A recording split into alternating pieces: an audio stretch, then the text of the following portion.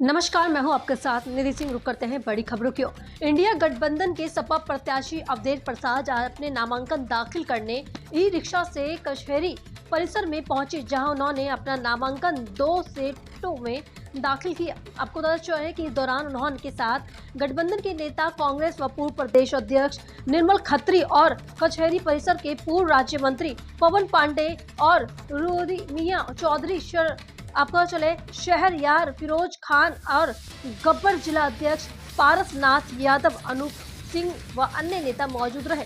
वहीं नामांकन करने के बाद अवधेश प्रसाद ने कहा कि भाजपा को हराने के लिए पूरी तैयारी है। सपा और कांग्रेस मिलकर बीजेपी का सफाया करेगी।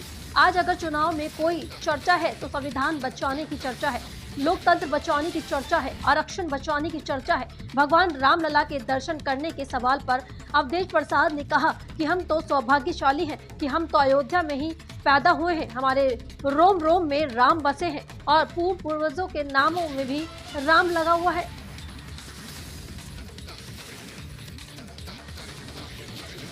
तैयारी तो हम समाजवादी पार्टी के लोग हैं और कांग्रेस पार्टी के लोग, इंडिया गठबंधन के लोग हैं।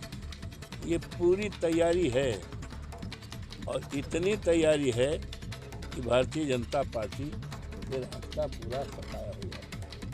और हमारी चर्चा है, आज अगर कोई चर्चा है तो संविधान बचाने का चर्चा है, अगर कोई चर्चा है तो लोकतंत्र बचाने का चर्चा है, अगर चर्चा इस देश में है तो आरक्षण बचाने की चर्चा है। और चर्चा कोई है तो बाबा साहब भीमराव अंबेडकर भारत रत्न के संविधान को बचाने की चर्चा है। और हमारी तैयारी हमारे नेताओं ने, समाजवादी पार्टी ने और कांग्रेस पार्टी ने अपना घोषणा पत्र जारी किया। और ये घोषणा पत्र, हमारी पार्टियों का घोषणा पत्र एक पवित्र दस्तावेज है। उसका अनुपालन सरकार बनने के बाद उसका अनुपालन 100% किया जाएगा। उसमें यह नहीं कि जैसे बीजेपी ने कुछ कहा था और कोई काम नहीं हुआ। हमारा जो भी है वो जो घोषणा पत्र है कांग्रेस पार्टी का, माननीय राहुल गांधी जी ने, और हैं ये रिक्शा तो गरीबों का है। हम तो पैदल भी आते हैं, साइकिल से आते हैं। हम तो कोई हवाई जहाज वाले हैं नहीं भैया, हम तो ज़मीन के लोग हैं। हम तो ज़मीन के लोग हैं। हमें रिक्शा मिल जाए तो, साइकिल मिल जाए तो, पैदल मिल जाए तो हमारे लिए कौन सी बड़ी चीज़ है। अरे हम इसी कचहरी में पैदल आते थे, कचहरी में वकील थे ना, पैदल आते थे। तो हमारे लिए कोई ई रिक्शे पाना और एक बार रिक्शा जो चलता था वो रिक्शा, तो हम तो हर तरह से हमारे लिए फ़र्क नहीं पड़ता। रामलला के दर्शन में करने जा रहे हैं भाई ऐसा है, हम तो बहुत सौभाग्यशाली हैं ना कि हमारे रोम रोम में रामलला है। हमारा जन्म ही यही हुआ है।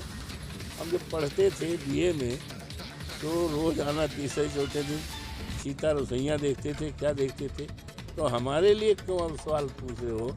हमारे तो रोम रोम में हैं। हमारे तो बाबा का नाम रामनिवल था, हमारे मामा का नाम परशुराम था, हमारे बड़े भाई रामोद का नाम रामोद था। तो हमारे तो रोम रोम में राम है। ये किससे पूछ रहे हो? क्यों पूछ रहे हो? हम तो इसी में पैदा हुए हैं। रामलला की धूम पर बजेगा पुत्र, हम तो पैदा हुए हैं।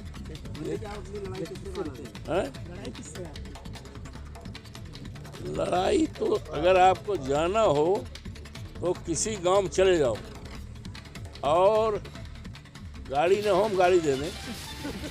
और अपना जब चुनाव खर्चा दाखिल करें उन्हें डाल देंगे, 4 बोतल ठंडा पानी रख देंगे।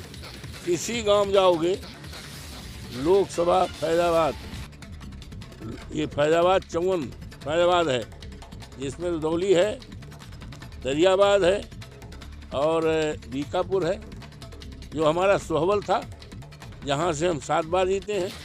अब तो बीकापुर हो गया। अयोध्या है, हमारे पवन जी खड़े ही हैं, सरकार रहे हैं।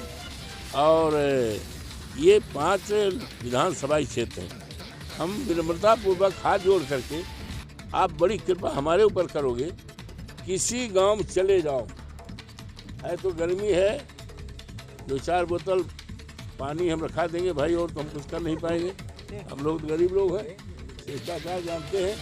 किसी गांव में चले जाओ और किसी व्यक्ति से पूछो, किसी उम्र के पूछो, तो 100 आदमी पूछोगे तो 70 आदमी कहेगा, 80 आदमी कहेगा कि हम अवधेश प्रसाद को, इंडिया गठबंधन को उम्मीदवार हैं, इनको हम जिताएंगे, अपना सांसद बनाएंगे। मामला एक ही है जिसकी वजह से महंगाई आसमान छू रही है, जिसकी वजह से बेरोजगारी बढ़ गई है और जिसकी वजह से आने वाले दिनों में लोकतंत्र को खतरा है कि चुनाव होगा कि नहीं।